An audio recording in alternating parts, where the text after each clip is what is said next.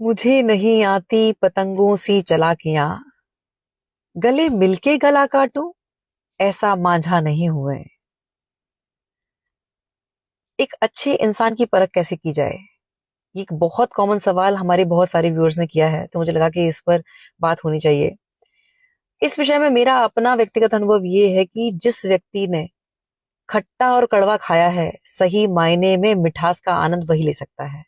मैं बहुत ब्लेस्ड हूँ कि मुझे बहुत तरह के अनुभव हुए हैं, कड़वे, खट्टे, मीठे, और उसने ही मुझे इंसानों की परख दी है। और मेरी अपना जो अनुभव है वो 5 तरीके से है कि इंसान की परख कैसे की जाए। सबसे पहला है, अगर हम किसी रिश्ते में इन्वेस्ट करना चाह रहे हैं तो पहले उस व्यक्ति को बोलने का पर्याप्त मौका दें। जब व्यक्ति बोल रहा होता है तो बहुत कुछ उसके कोर बिलीव्स समझ में आते हैं, उसकी अपब्रिंगिंग समझ में आती है।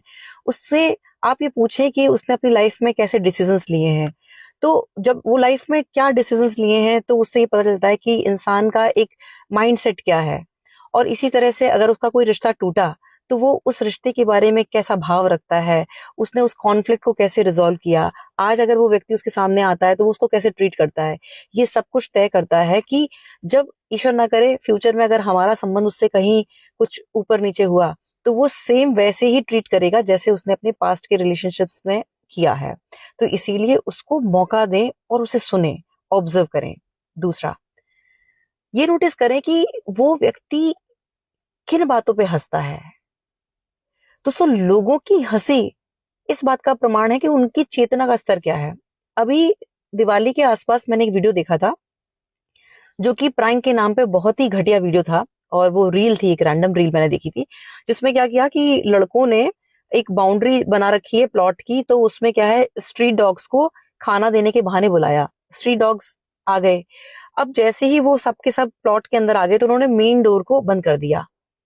अब उन्होंने क्या करा था, पूरी बाउंड्री पे पटाखों की लड़ी लगा रखी है। अब वो बेचारे पटाखों की आवाज से डर रहे हैं, सहमे हुए हैं, और वो लड़के हंस रहे हैं और उनका वीडियो बना रहे हैं, और वो बैकग्राउंड में खी खी खी खी खी। वो चीज इतनी इरिटेटिंग लग रही थी। अब आप ये सोचें कि जो बेजुबान मासूम के साथ इस तरह का व्यवहार कर रहा है, जिन्होंने उसका निर्दोष ने कुछ नहीं बिगाड़ा, तो जब हमसे कोई रिश्ते में गलती होगी तो वो हमारे साथ कैसे व्यवहार करेगा। जिस व्यक्ति को किसी को दर्द दे के हंसी आ रही है, तो क्या वो हमारे इमोशंस की वैल्यू करेगा?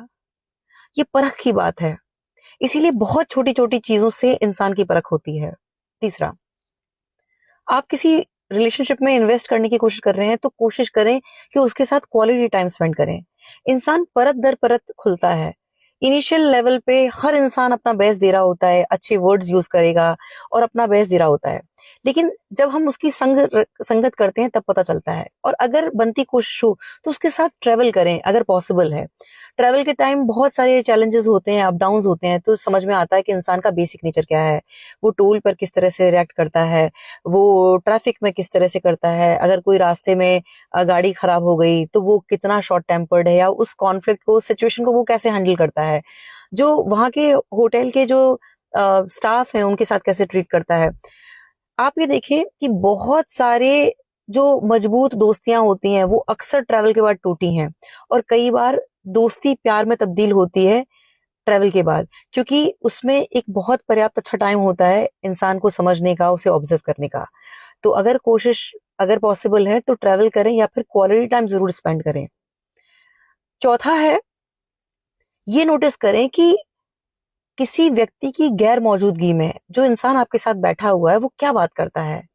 कई लोगों की आदत होती है कि लोगों के चरित्र के बारे में बुरा कहते हैं, उनकी परिवार की महिलाओं के बारे में बुरा करते हैं, या कुछ छोटे मोटे कोई कॉन्फ्लिक्ट्स हो गए तो वो उनके सीक्रेट्स रिवील करने लगते हैं। कई लोग स्क्रीनशॉट्स दिखा रहे होते हैं और ये दिखाते हैं कि यार वो जो स्पेसिफिक पर्सन है, कोई खास व्यक्ति है, तो वो ये दिखाते हैं कि यार मेरी तो उससे इतनी अच्छी बॉन्डिंग है, देखो मेरी उस पर चैट पे क्या बात हुई है।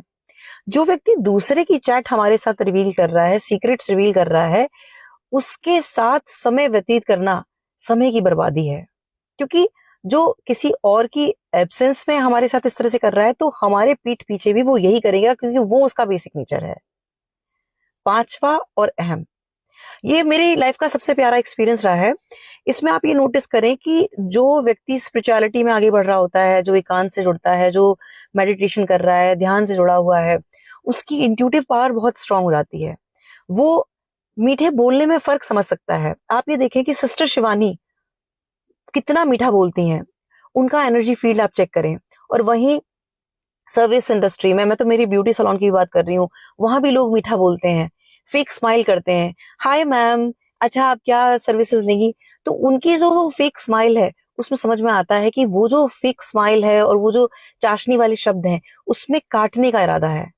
तो वहां ये सब कुछ परख से आता है। जब हम ध्यान से, मेडिटेशन से जुड़ते हैं, तब हम लोगों की खामोशी को भी पढ़ पाते हैं, लोगों के शब्दों को हम ये समझ पाते हैं कि शब्द कहाँ से आ रहे हैं, ये दिल से बोल रहा है या दिमाग का इस्तेमाल कर रहा है। और सारा खेल परख का है, इसीलिए वो तब पॉसिबल होगा जब हम पर्याप्त समय देंगे।